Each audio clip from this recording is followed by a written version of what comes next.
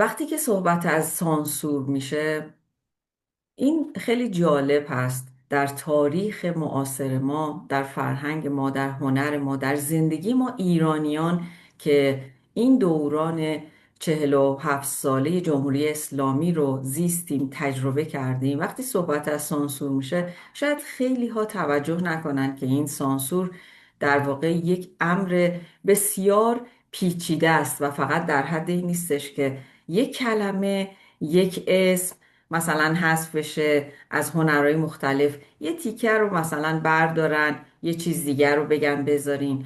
این سانسور فرهنگ ما رو مورد صدمه قرار داده، سلیقه هنری آدم ها رو تغییر داده، جامعه رو تغییر داده، میزان فهم از جریان های هنری و تنوع و اون نوآوری ها رو تحت تاثیر قرار داده و صداهای مستقل، اون نگاه های هنرمندانی که خواستن صدای دیگری داشته باشن، همه اینها رو تحت تاثیر قرار داده. از این بابت من فکر میکنم ساعتها، مدتها، کتابها، نمیدونم، گفتگوهای طولانی ما باید در موردش حرف بزنیم، در موردش بنویسیم، تجربه های مختلف رو یاد بکنیم ازش و از تجربه های خودمون بگیم، از دیگران بشنویم، در هنرهای مختلف ازش یاد بکنیم.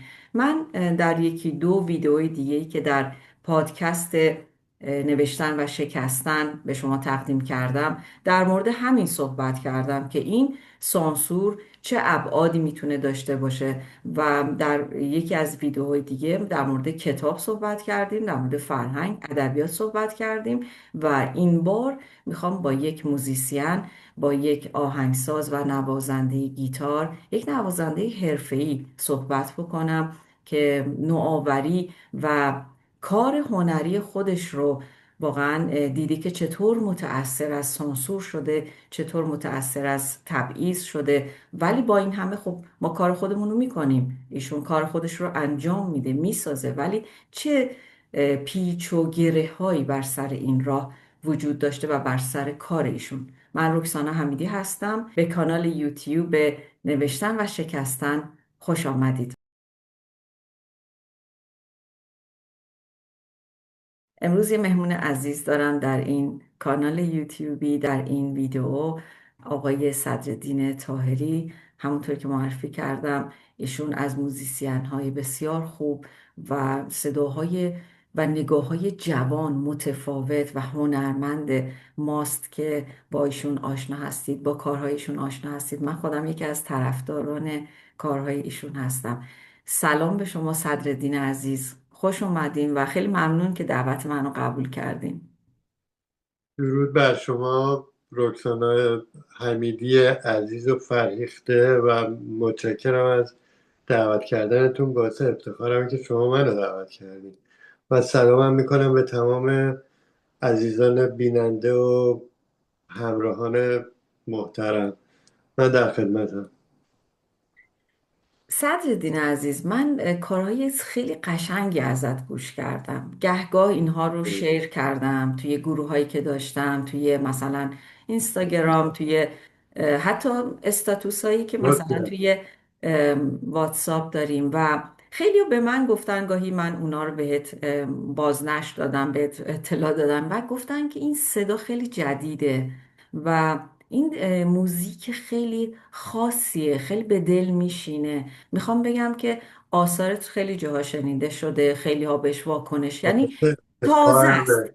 میدونی تازه است، یعنی گوش رو زنگ میزنه تو گوش. این به کار تکراری نیست و نشون میده که خلاقیت و در واقع یک مهارتی این پشت بوده، یک در واقع جان هنری این پشت بوده و مسلما با سانسور خیلی مواجه بودی توی موزیک، توی موسیقی. ما خیلی با سانسور مواجهیم. تو اصلا جمهوری اسلامی با هنر و به همه شکلی، با فهم، با ادبیات مشکل داره. با من زیبایی با زیبایی با آفرین. فهم. با زیبایی. و من میخوام از شما این سوال به عنوان پرسش اول بپرسم که اولین مواجهت با سانسور، اونجایی که یعنی یه جای خوردی به اسم سانسور، اونجا کجا بود؟ چه تعریفی ازش داری؟ برای بعضی ممکنه سانسور یه کلمه باشه، ولی برای من سقوطه، برای من زندگیمه، جوونیمه، از دست دادن سرمایه‌مه، عمرمه، وقتمه. اصلا اینا نیست. حالا میگم داستانشو. ببینی من چون یه خیلی مختصر توضیح بدم. اولا خب من ساز رو خب از بچگی شروع کردم، از خیلی کم قریحه آهنگسازی رو داشتم. خب طبق معمول روال آدما خب چیزای روتین رو میزدم. من واقعیتش رو خیلی سبک رو زدم. دقیقا واقعا بدون بزرگنمایی بگم سبکی نبود که من نزده باشم. از پاپ، راک، هارد راک، هیوی متال، هر چی شما بگی، جاز، از همه یه چیزی زدم. تو نوازندگی هم همینطور. حالا میگم تو نوازندگی به, به سبک خودم رسیدم و میگم تو موسیقی و آهنگسازی چرا من به اینا رسیدم. برای اینکه یه دوره ای شد خب من خیلی غربی بود ذهنم و موزیکایی که چه حالا از موقع پاپ اومدم بیرون خیلی کارهای شعرهای انگلیسی غربی اینا. ولی یه جایی شد از وقتی که من تصمیم داشتم که من باید یه سفیر اه، موسیقی مملکت خودم باشم. میدونین چیه؟ برای همین با اینکه سبکمون نبود، ولی خب میگم چون همه چی زده بودم من رسیدم به یه ورد میوزیک، یعنی موسیقی بین الملل. بعد شروع کردم یه سری روی اشعار مولانا و بدون اغراق. هیچ کسی مثل من این سازهای ایرانی رو اینجوری استفاده نکرده. تمام سازهای ایرانی، دف، تار، ستار، نی، سنتور، کمانچه، اینا. اومدم یه کاری کردم، یه مجموعه ساختم روی اشعار مولانا. اشعار خوب مولانا هم برداشتم. اینم وقتی ساختم، نه اینکه برم حالا یه مولانا کتاب باز کنم، من غرق شده بودم توی خود مولانا. یعنی خیلی هم می اومدن اون دوره تو خونه من میگفتن که ما فکر میکنیم که شمسی و مولانا اصلا اینجا حضور داره. میدونی چی میگم؟ یعنی من درونی. اونجوری رفتم توی مولانا رو برداشتم. نه که یه شعر قشنگ بخونم، من با این شعرها زندگی کردم، ارتباط برقرار کردم. این شعرها رو برداشتم یه مجموعه ساختم به اسم معشوق پنهان، The Hidden Beloved. اون سال که من اینو ساختم هنوز آلبوم بازی نبود تو ایران، یعنی سال 1375. هنوز دوم مم. خردادم حتی نشده بود. من چیکار کردم؟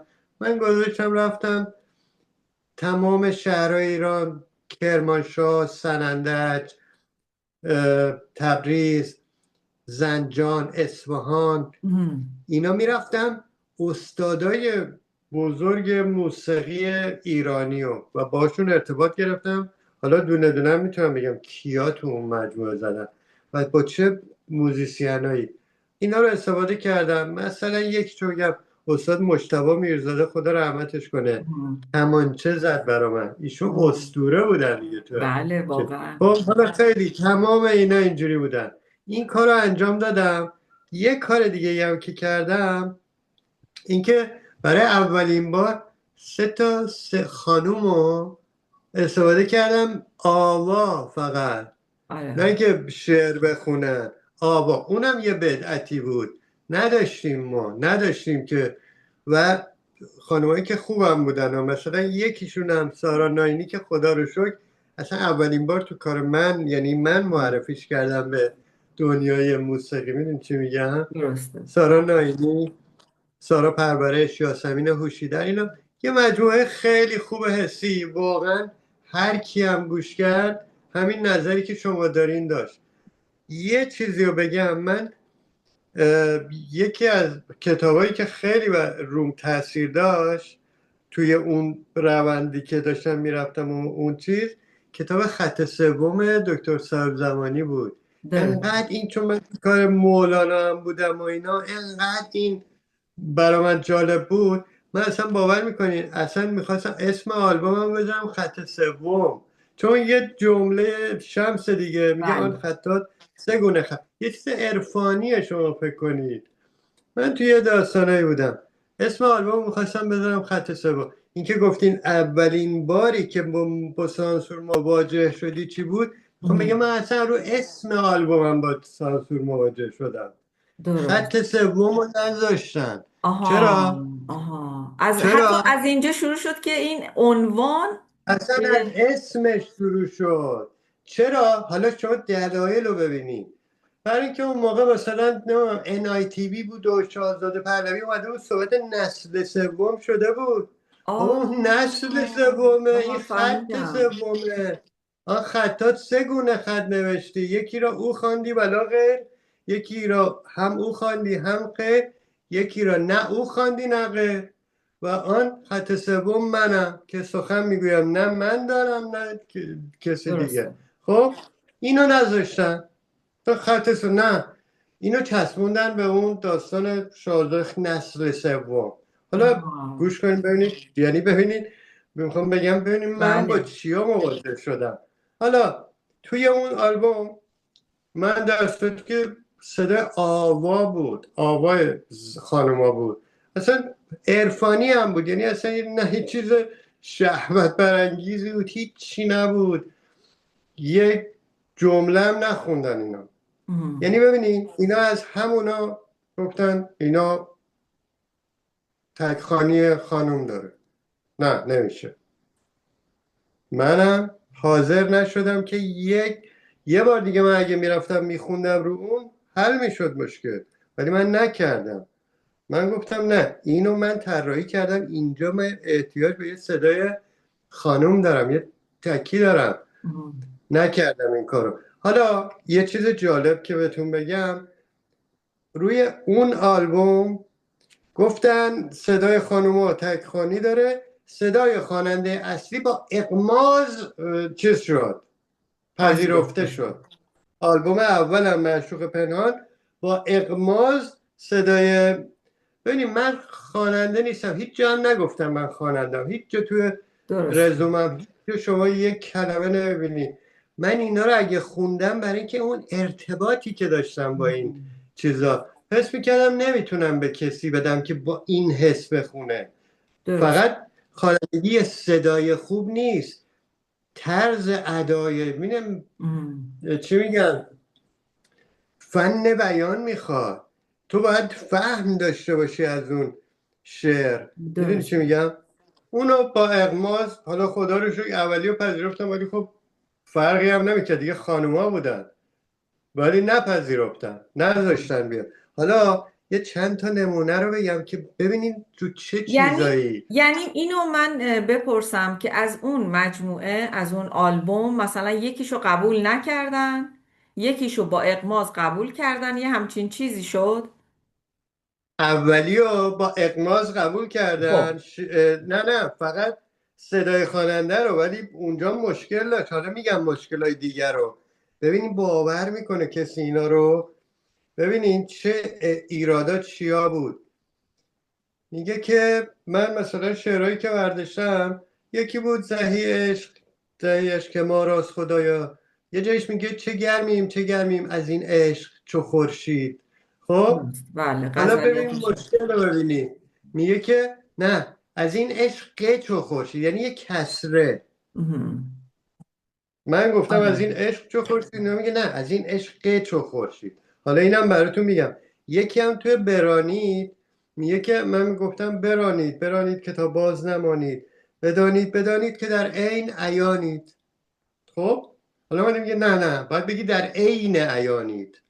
اینا مهم. دوتاش هم میشه، از این چیزا زیاد داره. بله. هم مولانا خودش داره، هم شعرهای قدیمی اینجوری بوده. من یاد یه شعر خود مولانا افتادم برای جواب این جور آدما.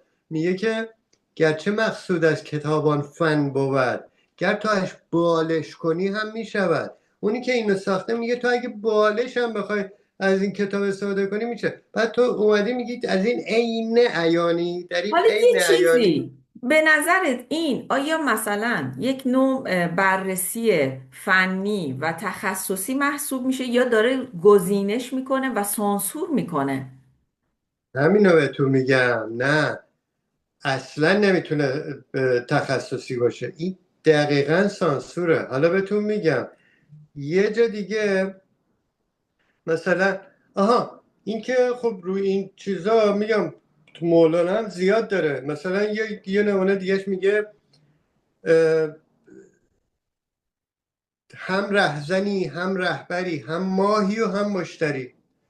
اینو کی میتونه تشخیص بده؟ این ماهی و مشتری هم میتونی به ستاره و سیاره بگیری، هم ماهی و هم مشتری. اینو کی میتونه تشخیص بده کدومش بوده؟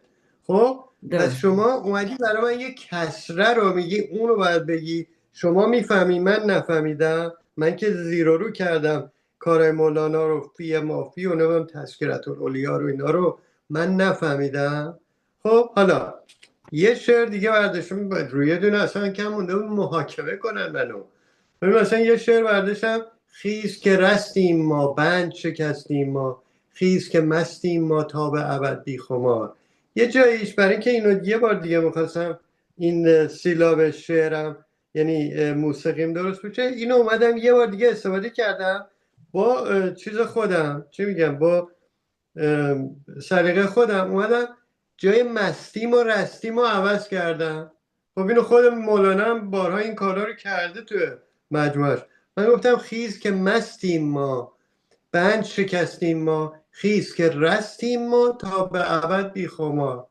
اومدن نوشتم برای ما اخلال در شعر ایجاد کردی. بعد خیز کیو داری میگی خیز؟ کیو خاطر. داری میگی خیز؟ یا توی اون یه جایش میگفت که خیز که جان آمده است، جان و جهان آمده است، دست زنان آمده. اینجا میگه روز نجات آمده است، آب حیات آمده است. من باید توضیح میدادم کیو دارم میگم آمده است. گفتم بابا اینو من نگفتم، این من 800 سال پیشه.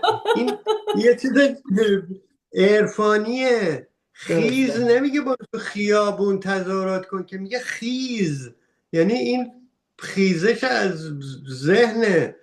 خب کیو میگی؟ کی خیز به کی داری میگی؟ گفتم بابا من که فراخان تظاهرات ندادم که. من میگم خیم به چرا 800 سال پیش یکی گفته. بعد چیز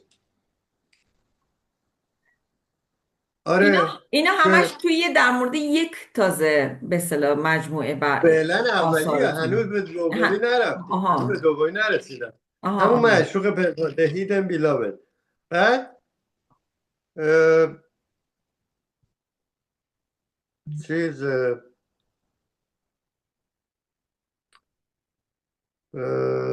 حالا اینا وابسته به اه، ارشاد دیگه، صدرالدین جان. 100%. حالا یه چیزی بهتون بگم اصلا ببینین، یعنی داستان تا تهش میتونیم بریم. یه بار من دیگه انقدر اینا زیاد شد این موارد، من خودم رفتم تو شورای شعر.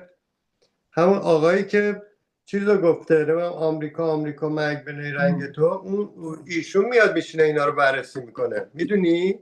آها، ام، آقای راقب. خب اینا شدن چیز. حالا ببینید یه چیزی میگم، ببینید تفکر رو ببینید. من دیگه خب حالم بد شده بود دیگه. بله. این همه کار کن، پول به خرج کن، وقت تو بلند شو برو تمام ایران رو بگرد فلان کن. و تو میگه بگی در عین عیانیت، یعنی برای یه کسره.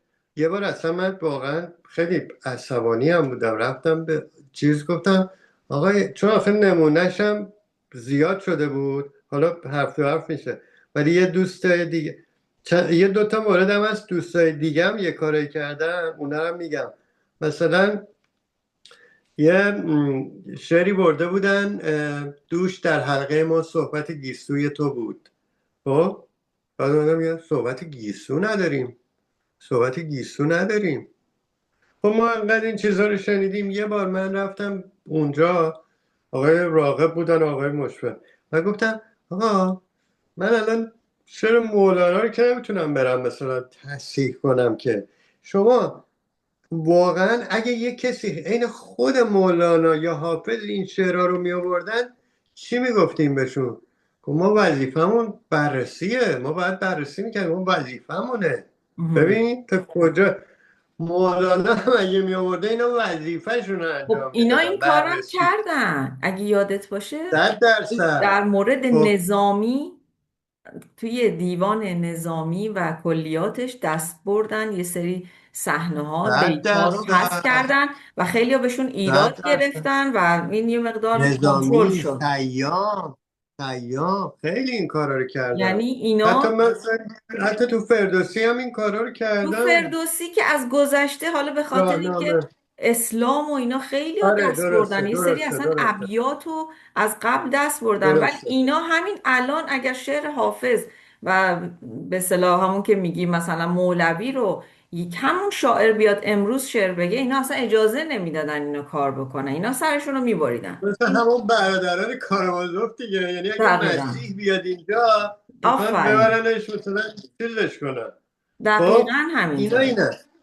حالا اینو بگم، من گفتم باشه، یعنی چیز دیگه نمیتونستیم اون موقع، نه اینترنت بود نه میتونستیم درسته. یوتیوب بذاریم، گیر بودیم یه جایی. بله واقعا. بعد خب حالا شما خودتو بذار جای من، اومدیم آلبوم اول و خانوم ها مورد داشتن. حالا من خانوم ها رو نه استفاده نکردم این دفعه، اومدم آلبوم ساحری رو ساختم. اون هم مدرن تر بود، هم من پیشرفت کرده بودم، هم ضبطم بهتر شده بود.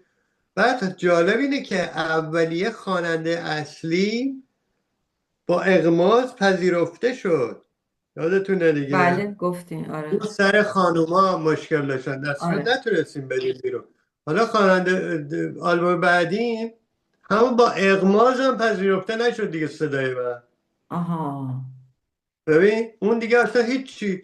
خب من اومدم خواننده زنم استفاده نکردم، بعد گفتن باید بری صدای خواننده رو عوض کنی. بعد واقعا اصلا اینا چه حقی دارن که بیان صدایی که مثلا الان تو دلت میخواد آثارت رو در یک شکلی با یک به اصطلاح سلیقه‌ای با یک نه، دریافتی تولید بکنی، خودت بخونی، اصلا دل شعر بخواهی این استفاده نداریم، کنی اون، اصلا دل و بخواهی اینها نداریم. در قالب حرف تخصصی، خنده‌داریش اینه که در قالب حرف تخصصی مثلا میخوان آدم ها رو سانسور کنن، آدم ها رو حذف کنن، در حالی که اونم حقشون ندارن. حالا بهتون میگم داستان بعدی رو.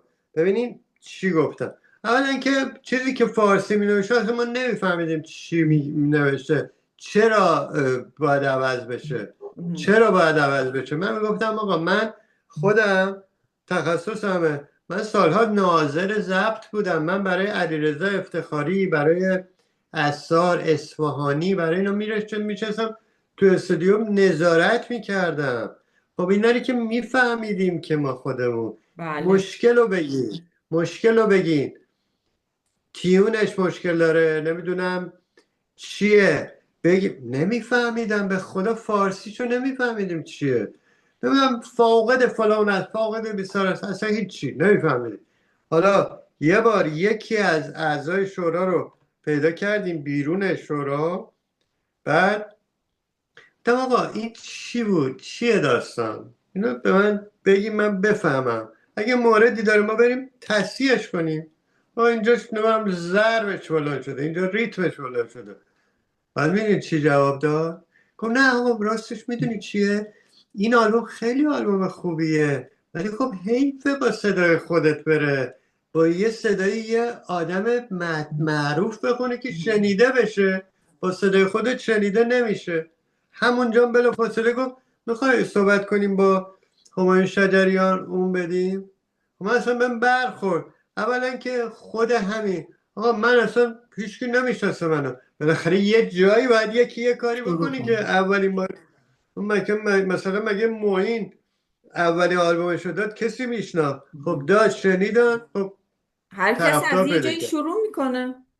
اما اگه با شما که باشیم که اصلا نمیتونیم خب بعدش همایون شجریان چیه؟ من با کمال احترام با آقای شجریان، این کارا من زندگی کردم با این شعرها. من اگه بخوام آهنگسازم، اگه بخوام برای همایون شجریان من باید آهنگ بسازم براش. نمیتونم کاری که برای حنجره خودم ساختم بدم به یکی دیگه بخونه. اصلا به نظر من در نمیاد اونا. اون حسی که من آهنگ چه میدونم بیدار شو رو داشتم یا نه هر کدومشونو چیز کردم، امکان نداره. برای همین من فکر میکردم به هیچ خواننده ای نمیتونم بدم، با اینکه اصلا میگم من ادعای خوانندگی ندارم. خیلی خواننده های خوش صدا هم داشتیم و داریم، ولی خب مسئله فقط خوش صدایی نیست. متوجه هستی منظورم رو کار دیگه. هنری اصلا حالا بحث این نیست، بازار نیست. کار هنری کاریه که فرد دقیقا برای شکستن سبک‌های تکراری، آدم‌های تکراری، دقیقا صداهای تکراری، دقیقا نگاه تکراری، هر کسی میاد کار خودشو میاره وسط. قرار نیست که مثلا دقیقا شما تایید بکنین که کی هم خواننده مشکلم کار این بود بشه.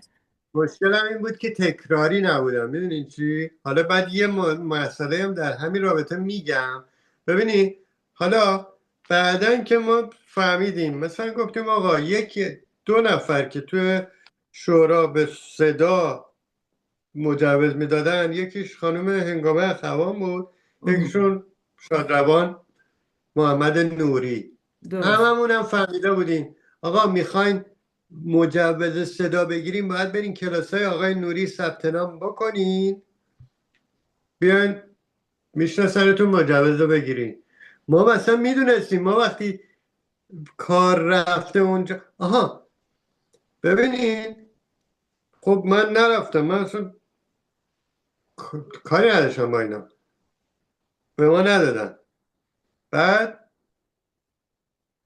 آها اینو بگم، من یه مسئله ای که من با اینکه تو هم نسل خودم واقعا خیلی تنوع کاریم زیاد بوده، همه جور، هم اولا سبک خودم رو داشتم، هم تو نوازندگی سبک خودم رو دارم، کوکای خودم رو ابداع کردم. من سالها اصلا کوک استاندارد نمیزدم، کوکای خودم رو داشتم. بعد موسیقی فیلم کار کردم، موسیقی تئاتر کار کردم، خیلی همه جور. هیچ کسی بدون چیز اندازه من تنوع کاری نداشته.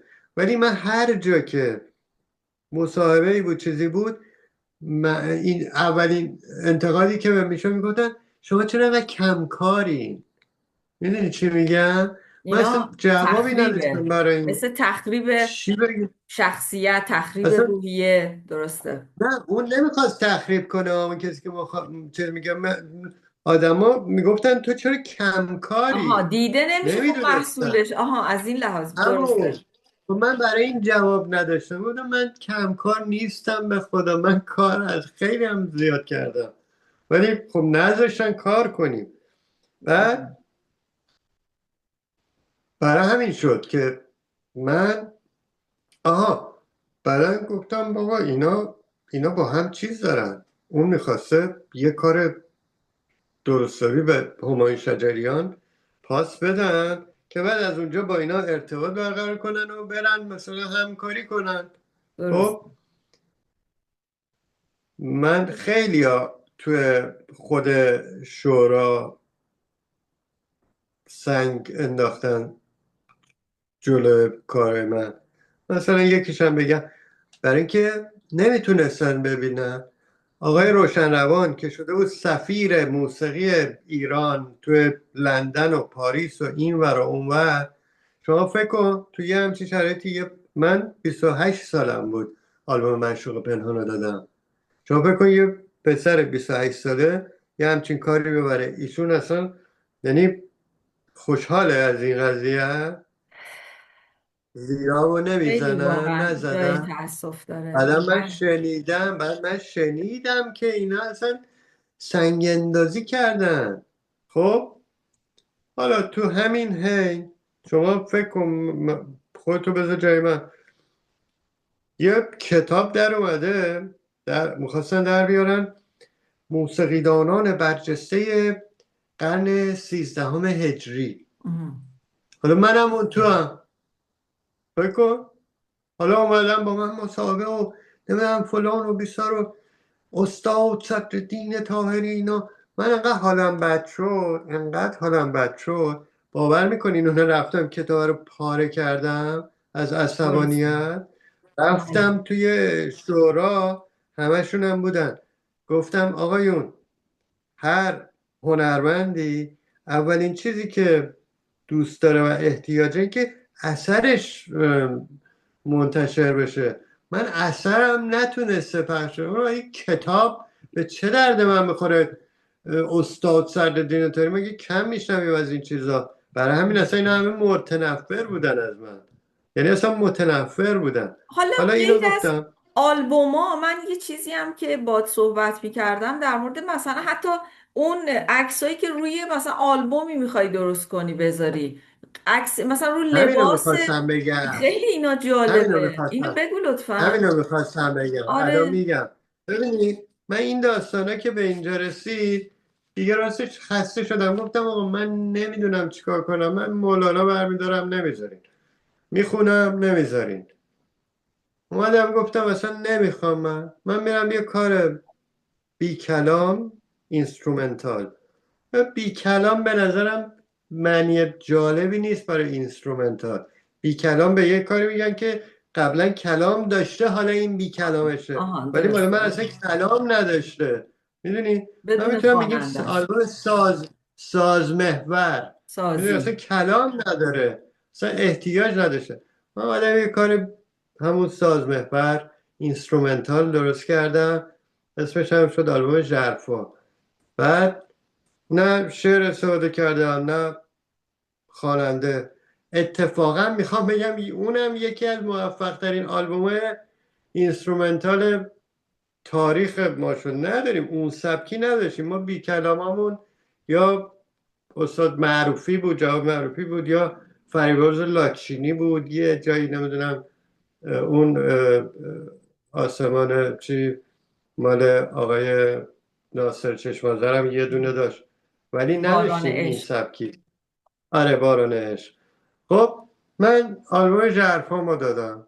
مهم. حالا موقعی من آلبوم ژرفا رو چیز کردم که اصلا بیکلام برای این رکورد لیبل ها انگار یه چیز ناسزا بود. اصلا بعضی هاشون قرارم نمیذاشتم. مثلا تا میگفتیم بیکلام، نه بیکلام نه، اصلا یعنی هیچی، یعنی اصلا بیکلام نه. مثلا من اون کاری کردم که حالا اون کار یکی از موفق ترین آلبوم های اینسترومنتال در اومد. همون روز رونماییش از مجله فرهنگ سینما اومدن چیز کردن، مصاحبه کردن. از همون اوایلش تو رادیو بردن، منو رادیو تهران آقای آلبرت کچویی مصاحبه کردیم، رادیو درست. فرهنگ، اینجور جا. میخوام بگم یعنی اونم خیلی موفق شده، بعدا هم خیلی به جایی رسید. این آلبوم تریو بود. ما سه نفر بودیم، سه تا نوازنده، یه گیتار، یه بیس گیتار، یه درامز. نشستیم سه نفری با هم گرفتیم. من دقیقا مثل همین اندازه همین این مثلا آستینم تا آرنجم بالا بود. خب گیتار درست. دستم بود همچین آه. مدلی. دوستم درامرمون نیما نوپور آستین کوتاه پوشیده بود. اومدن دست منو اینجا رو سیاه کردن، این قسمتشو. نیمارم آستینش رو بلند کردن، مشکی و مشکی کردن تا پایین.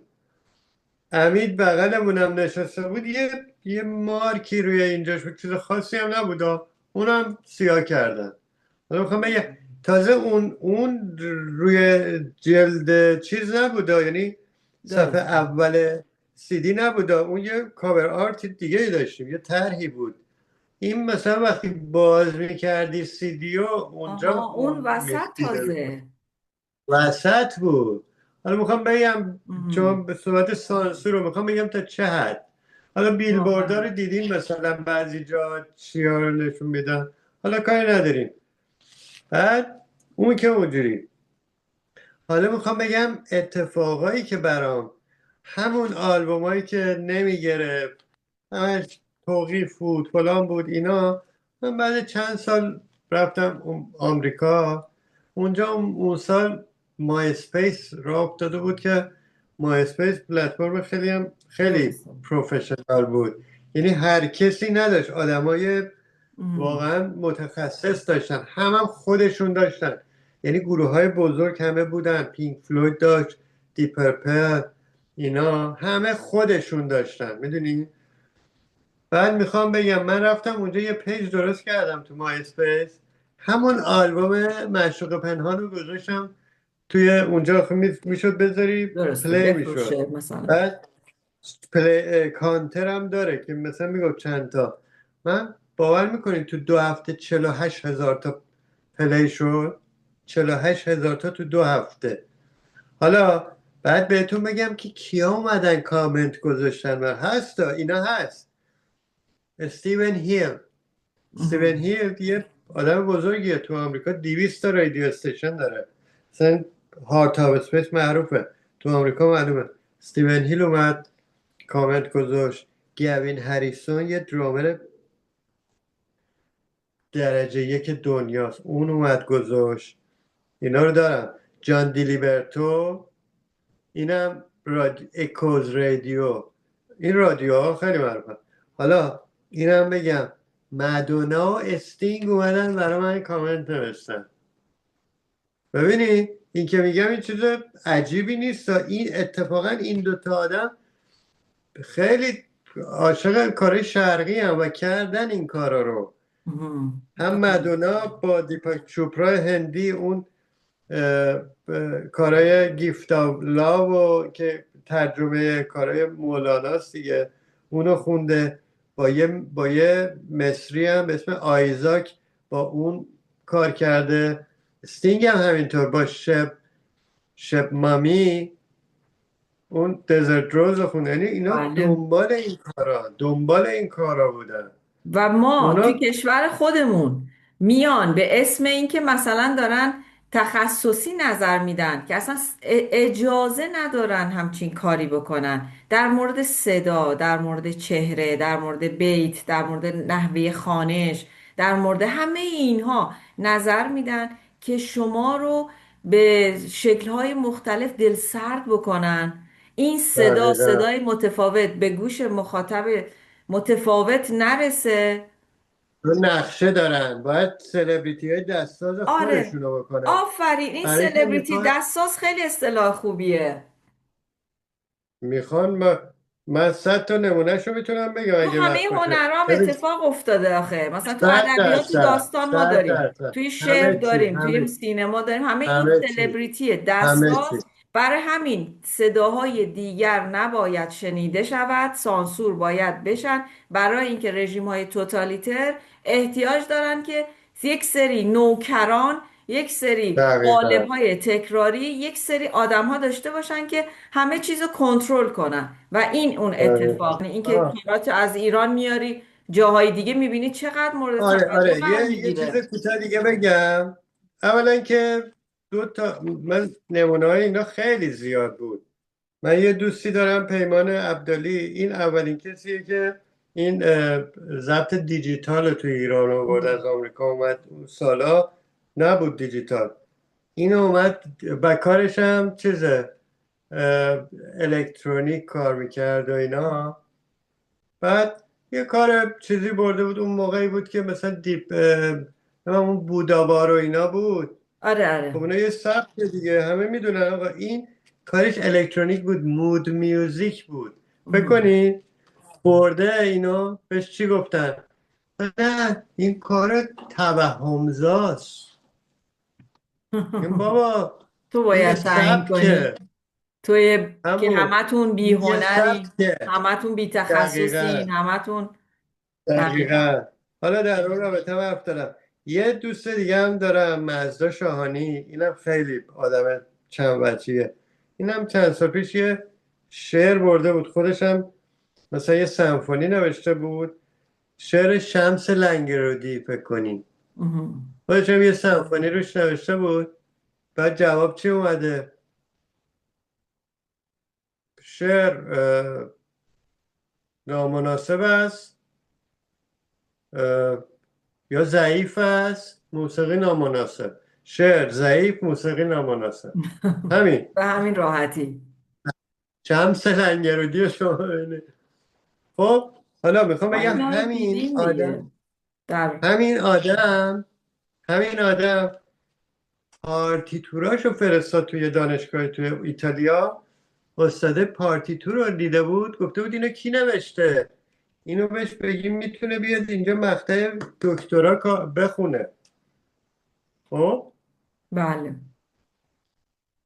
و اینطوریه دیگه، بعد اینطوریه که سانسور قراره همه چیز رو کنترل کنه. رژیم برای توتالیتری اینکه همه رو باید برای اینکه هدف دارن برای اینکه هدف دارن اون سلبریتی دست سازه رو بهتون میگم چرا.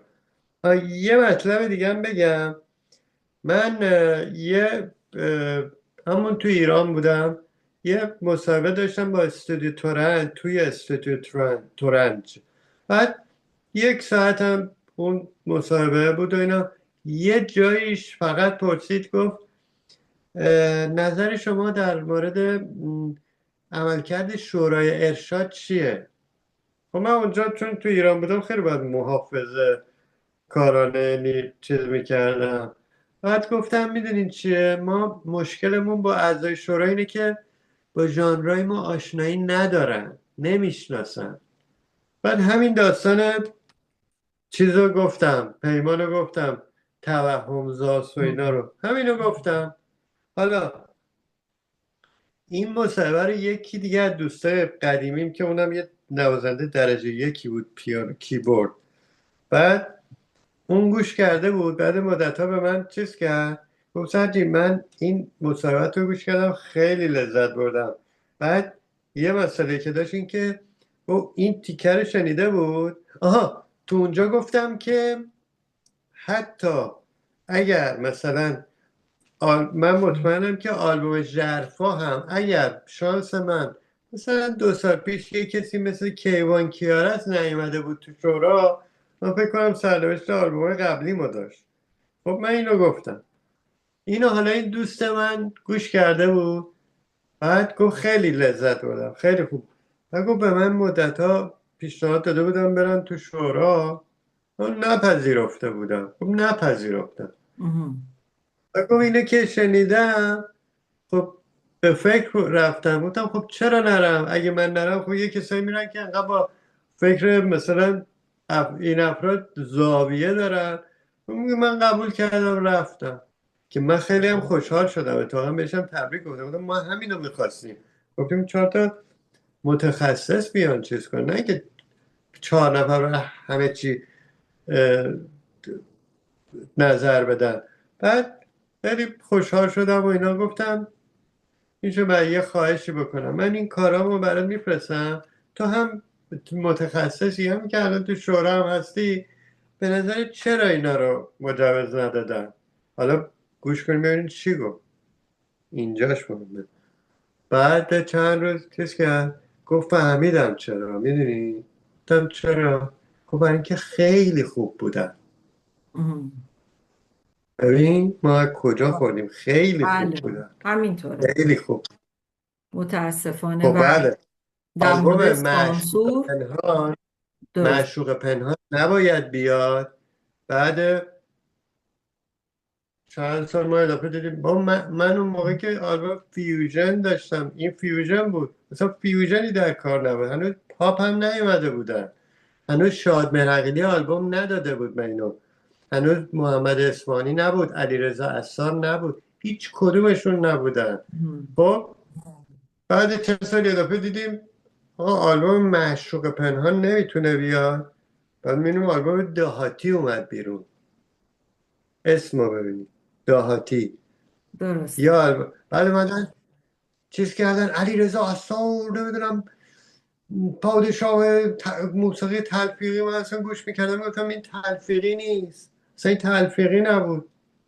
شما من نبود چون اونا که بس بودن به قول شما. بعد آلبومایی که اومدن رو بهتون بگم اسماشون رو فقط میگم خودتون تا تهش برید. لکنت، کپ نکنید، مترسک، خب واقعا واقعا واقعا جای. معشوق پنهان نباید باشه. چون اون سازندش خودی نیست، چون تیپش به تیپ 100%. اینا نمیخوره، چون میخواد یه کار و من استقلال همراهی فردیت نکردم. خودش رو نشون من بده. همراهی نکردم. همراهی میدونی والا نمیکنه. میکردن، این کارا رو خودی میکردن. نبودی حالا دیگه، اینو بگم میدونی. دقیقا، این سلبریتی دستازا رو بگم مثلا دلیلش چی بود. همین. ببینی ما خودمون اولین کسایی بودیم که اصلا ما وقتی شروع کردیم توی ایران چیز کردیم، اصلا موسیقی پاپ نبود. ما اسم پاپ هم نمیتونستیم بیاریم. پاپ اصلا یه چیز طاغوتی، اصلا یه چیز خطرناکی بود. ما انقدر اومدیم، خود من هی گفتم پاپ چیز بدی نی، پاپیولر یعنی مردمی. ما اینو به اینا چی میگن خوروندیم که پاپ اومد وسط. و اولین گروهی هم که پاپ شد از سرود در اومد خود ما بودیم. ما اولین بار حتی این سازا رو من خودم بردم، هم تو تلویزیون بردم. گیتار الکتریک که من روز اول بردم تو صدا و سیما مونده بودن. این چیه؟ ما گیتار الکتریک. زنگ زدن اجازه بگیرن که ما گیتار الکتریک رو میتونیم ببریم اون تو. خب بله. ما بردیم ضبطم که اولین صدای گیتار بعد از سال 57 از گیتار من در اومد. حالا اینا رو داشته باشین. درست. بعد که من مثلا تدریس کردم، حالا پاپ حل شده بود، ولی ساز من اسمش مشکل داشت. گیتار الکتریک انگار شیطانی بود. گیتار الکتریک مال شیطانه. من توی آموزشگاه های اولی که میرفتم درس میدادم، توی تبلیغاتم نمی نوشتن گیتار الکتریک، می نوشتن گیتار. خب حالا روی واژه ها شما ببین، ما این مراحل رو گذروندیم: پاپ، گیتار الکتریک، فلان اینا. بعد یه جا چشمون رو باز کردیم، دیدیم یکی رو دادن، یکی اومد شد سردمدار راک ایران، رضا یزدانی. بعد من گوش میکردم آلبوم چی اسمش؟ کپ نکنید. گفتم این راک واقعا. نیست. ما راک تو زیر زمین راک میزدیم، اسمشو نمیتونستیم بیاریم. ما گیتار الکتریک نمیتونیم. برای چی؟ حالا میگم دلیلشونم. بعد میگن آقا جوونا مثل این که راک دارن میکنن، خب بذار ما یه راک دستساز بدیم که حداقل شعرشو بیاد از ما مجوز بگیره. میدونی؟ مم. بردن آقا شد سردمدار راک ایران. اصلا که اصلا مجوزم اینا میدادن نیست. 24 ساعت از رادیو پخش بشه کاراش. 100%. اصلا برای این اصلا یه سیستم بود. خب ایشون شدن فلان راک ایران، همه جا هم رفتن و بردنشونو. بعد من یه دوستی داشتم، پدرام مرندی، صدا بی‌نظیر، حرفه‌ای، اصلا یه چیز عجیب. انقدر این خوب بود و درست بود. یه کاری برده بود مثلا، انقدر حرفه‌ای بود اینا تعریفشون، یعنی تو یه چیز حرفه‌ای و فقط از لس آنجلس انگار شنیده بودن، حق هم داشتن. خب اینو اومدن بهش نذاشتن کار کنه، گفتن صدا تداعی لس آنجلس رو میکنه. تداعی لس آنجلس. ولی چرا؟ مگه چون خوب بود. همینا نبودن که تداعی لس آنجلس صدای ابی تقلید میکردن، صدای حالا داریوش. همینو میخواستم بگم. حالا شما حساب بکن منی که مثلا سال 72 اینو شنیدم، سال 76 رادیو رو باز میکنم یا ببینم داریوش داره میخونه، خشایار اعتمادی. و گفتم اون که تداعی میکنه، این که خودشه، که این که خودشه که. بعد میگم ببینی همینه دستات میگه نه ما داریوش اسلامی رو میخوایم، بیاد شعرش رو اما مجاز بگیره. یه ابی اسلامی هم آوردم، دقیقا. قاسم افشار. اینا اصلا نبودن بعد بابا. کجا ما تو رفتن کار اینا؟ موسیقی اینا کجا رفتن؟ جز اون به قول شما سلبریتی های دستاز تاریخ مصرف داشتن. و حالا ما توی 100% این همه چون. گفتگومون یه مقدار صفحه شما ما فریز شد چند بار این دیدم. حالا بیننده ها البته صدا رو واضح میشنیدن. اون موقع که من هنوز انگلیسی کار میکردم، راک کار میکردم، هیوی متال کار میکردم، کاست هم دارم، ما ضبط کردیم. یه دوستی هم داشتم امیر جلالی، انگلیسی میخوند، فوق‌العاده هم میخوند، شعر میگفت، من موزیک میساختم، ضبط میکردیم. سال 1300 دارم اینا رو، هست مهم. 1370 میخوام بگم، ببینید دیگه تا تش. سال 1374 من کتاب هیوی متال لید گیتارم اصلا منتشر شده. خب سال 1380 یه آقای میاد، میره مجوز میگیره، میشه پدر هیوی متال ایران. این بابا ما که اسم گیتار الکتریک رو نمیتونستیم بیاریم، حالا راک اومده، هیوی متال هم اومده. پدر هیوی متال، پدر هیوی متال، من استادش رو میشناسم، یه اسمی از استادش نیومده. خب چرا؟ حالا اینم بهتون بگم، برای اینکه طرف ریش بلند داشت، با تسبیح یا علی یا علی میرفت مجوز میگرفت. خب ما این کارا رو نکردیم. شما بگید من چه علی باید بهم دست بده؟ من سال 1170 این کارا رو کردم. تازه اون موقع ضبط کردیم، ما قبل از اونم با همین نیما نوابور اینا میرفتیم تو زیرزمین. ما زیرزمینی بودیم مثلا، وقتی که اینترنت اومد دیگه زیرزمینی نداشتیم.